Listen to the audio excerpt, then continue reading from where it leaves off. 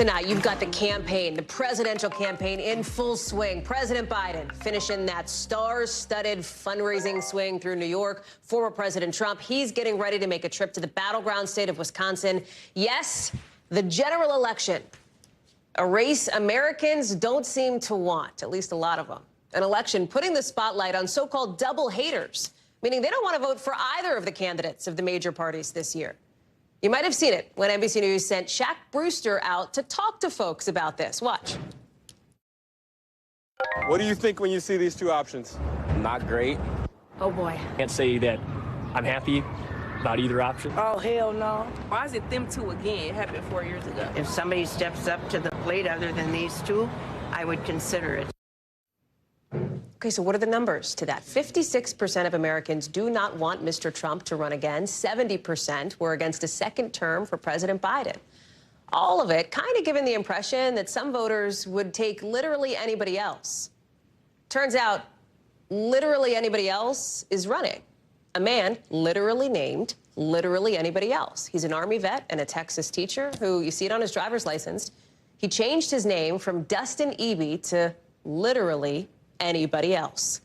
He joins us now. Thank you very much for being on the show. So talk us through where the idea to do this came from. So it just came out of a sense of dissatisfaction from the last election when it was the first round of Trump and Biden. You know, I went to the polls dissatisfied, you know, and I thought to myself, it would be so much better if we had a way to kind of reset the election, you know, to have a neither option, you know, or just to say literally anybody else. And when Biden's term started going around, you know, last year I bought the domain for kind of commercial purposes because I thought, hey, why not make some money if other people are feeling the way I'm feeling, just sell literally anybody else T-shirt, the coffee mug, the candle. But as we got closer and closer and further down the election season, you know, I saw the opportunity and the value of the name to kind of gather attention, and you know, and just to kind of use that attention to kind of send the message, hey, like we need to do better. And so talk to me about that. We're showing your website right now, and on it, right, on your platform, I suppose, you write that literally anybody else isn't just a person, it's a rally cry. What are you trying to rally people towards? What is the message? So anybody who feels like wanting anybody else other than Trump and Biden, if that resonates with you, you know, that right there, it brings people together under one thought, one idea. You know, everybody has this kind of sense is like, we don't want this, but our voices are separated. So this kind of brings the chorus together to sing the song in hopes of being heard. You know, if, you know, we're just kind of separated and spread out, you know, we can say our piece, but I feel like we're not represented. And that's kind of the core behind it. Like, I want this campaign to be about representation, to be about, you know, saying this is what we want. You should, you know, accommodate that as the government. You know, we're a democracy. You know, we're by the people, of the people, for the people. And if almost 70% of your people are not represented, no matter who wins, that's not democracy. That's not acceptable. And that's what this is supposed to be. Well, let me ask you this, and because I know that you are taking the steps to try to file, right, to get on some of these ballots. The ballot access is obviously critical for any presidential campaign, fundraising, et cetera. You've talked about your message here, and we're showing here the name of your committee, the committee to elect literally anybody else for president. And I ask this respectfully, is this symbolic, your run for the presidency, or are you serious? Is it serious? It's kind of a mixture of both. So I feel like for the most part, it is a symbolic run. But any kind of symbolic action without, you know, following through, it felt hollow to me. So I will continue to take the steps to get on the ballot, you know, you know, I'm amazed at just how much support that this is getting. Like, I'm getting calls constantly, not just from, you know, media and the news, but from everyday citizens. I mean, while I was waiting to come in here, I had 2 calls from just everyday people saying how much that they love what I'm doing and that they want to help, they want to donate, they want to get out there and, you know, get the petition signatures, not just in Texas either. This morning I had someone in Hawaii saying he wanted to be the boots on the ground there. And so it's practically impossible. It's for all intents and purposes impossible. But the more support we get, you know, there is an unseen tipping point where it could happen. And so I will keep striving toward that right there.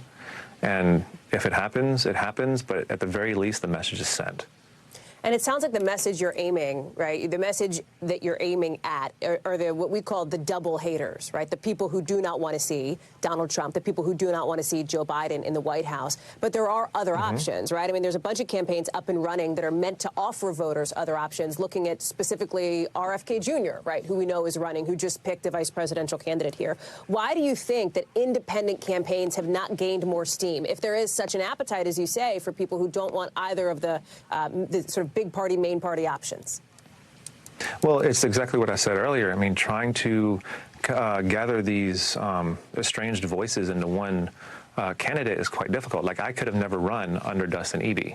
If I had run under Dustin Eby, I wouldn't be here, you know, in this interview right here. So you're literally saying, like, anybody the else, stunt helps to get the attention, right? I mean, that seems to be the thesis for here. yes, the gimmick got your attention. Watch me as I earn your vote. That's essentially what this is saying.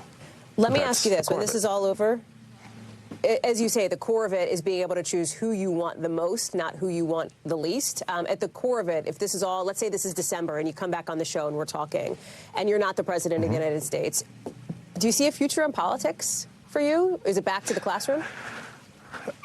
This is not, I don't consider myself a politician. I have, you know, a lot of, you know, what I believe good ideas for sure. But, you know, I don't enjoy the level of scrutiny that, you know, politics would bring. You know, if this message right here specifically is, you know, like my friends say, the juice is worth the squeeze. But to have that kind of constant scrutiny for the rest of my life is just not something that I feel like I would ask for. It's not something I feel like my wife would ask for either. Yeah. You know, if you're that high profile all the time, you know, you lose kind of connection with who you are before then. And, you know, I'm still going to be Dustin Eby after November, no matter what. And I don't want to lose that. Will you change your name back? Oh, for sure, win or lose. It's okay. This was a gimmick, and I don't want to live the rest of my life as a gimmick. This was all about getting attention, forwarding the idea, and resonating with people who shared that sentiment. Thank you so much for being on the show this afternoon, this evening. Really appreciate your time. Thank you very much, Haley. Thanks for watching. Stay updated about breaking news and top stories on the NBC News app or follow us on social media.